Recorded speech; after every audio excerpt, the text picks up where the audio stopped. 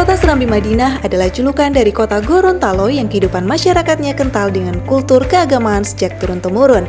Sebagai wilayah ibu kota Provinsi Gorontalo, kota Gorontalo yang secara geografis berada di tengah-tengah wilayah Provinsi Gorontalo ini sejak dahulu telah menjadi epicentrum peradaban sosial, kemasyarakatan, ekonomi, dan budaya di wilayah Gorontalo.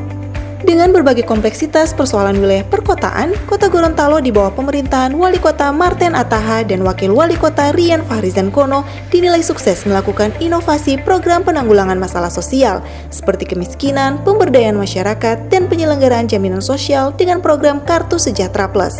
Program Kartu Sejahtera Plus yang merupakan program gratis dari lahir sampai mati ini merupakan kelanjutan dari program Kartu Sejahtera Wali Kota Marten Ataha pada periode pertama, di mana program ini merupakan bentuk intervensi pemerintah dalam memberikan pelayanan kebutuhan dasar masyarakat, serta peningkatan ekonomi warga kota Gorontalo.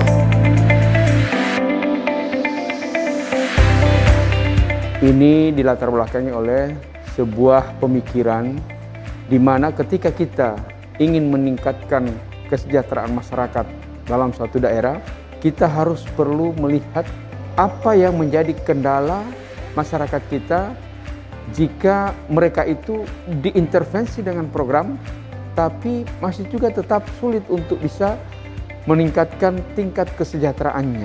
Maka saya menciptakan Kartu Sejahtera Plus, di mana di dalamnya terdapat semua apa yang menjadi kebutuhan dasar masyarakat itu dapat dipenuhi oleh pemerintah daerah dengan tidak dipungut biaya.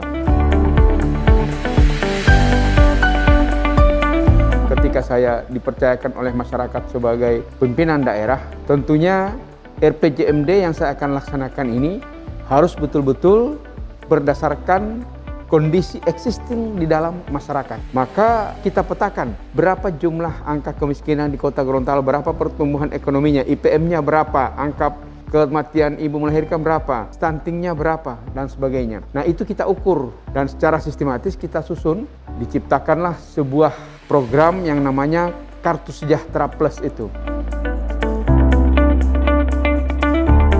Jadi, kenapa pilih Kartu Sejahtera? Ini juga dilatar belakangi oleh program secara nasional, karena di dalam RPJMD kita tidak bisa dilepaskan dari Rencana Pembangunan Jangka Menengah Nasional. Kita mengenal ada yang namanya BPJS, pelayanan kesehatan, dan juga ada Kartu Indonesia Sehat dan Kartu Indonesia Pintar. Maka ada kebutuhan-kebutuhan lain yang belum dapat dipenuhi, maka itulah kita pilih. Ada kebutuhan dasar masyarakat yang dapat ditanggulangi dengan program pemerintah, dapat diintervensi dengan program pemerintah, dan mampu untuk bisa mengeluarkan masyarakat dari jebakan kemiskinan.